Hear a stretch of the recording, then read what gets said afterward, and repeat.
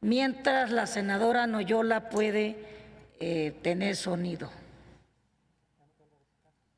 Muchas gracias, presidenta. El próximo martes se cumplen 25 años que fueron firmados los acuerdos de San Andrés Larraínzar.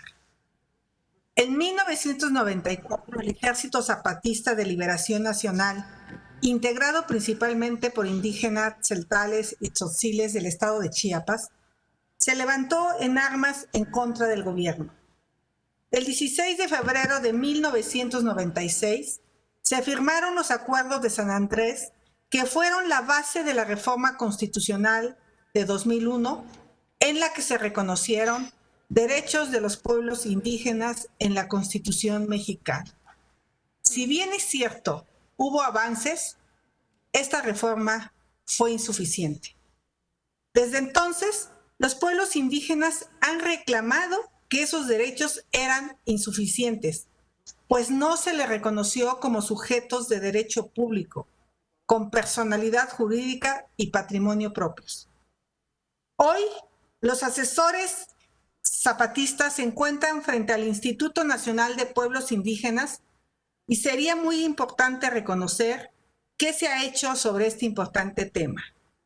Ya han pasado 25 años de gobiernos del PRI, del PAN y hoy de Morena.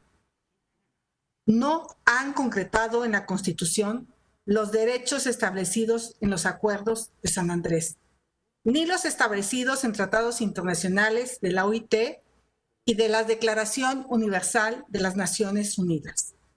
Muchos de ellos comprometidos en los discursos del gobierno actual, pero tampoco se han implementado políticas públicas que atiendan de manera adecuada estas viejas demandas.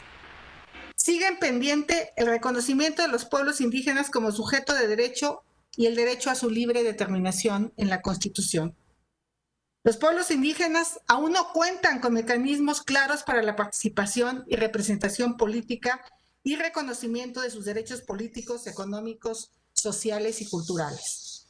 Tampoco está garantizado el pleno acceso de los pueblos y comunidades indígenas a la jurisdicción del Estado, el reconocimiento de sus sistemas normativos internos y mucho menos el derecho a la consulta. Los pueblos indígenas siguen sin satisfacer sus necesidades básicas de vivienda, alimentación, educación, salud y trabajo. Por lo anterior, es importante conocer las acciones del gobierno mexicano, en especial del Instituto Nacional de Pueblos Indígenas, y el avance de sus políticas públicas en el marco de los acuerdos de San Andrés Larraínzar. Les recuerdo que este Congreso reformó la ley del Instituto Nacional de Pueblos Indígenas para darle más facultades en la materia. Para ser concreta, se le duplicaron las facultades, pero desafortunadamente este gobierno ha reducido en un 40% los recursos al Instituto Nacional de Pueblos Indígenas. Su servidora ha presentado una iniciativa de reforma constitucional para hacer realidad estos acuerdos de San Andrés Larraínzar. Seguimos en espera a que el presidente de la República mande su propia reforma y de una vez por todas podamos llevar a la Constitución el derecho a la consulta.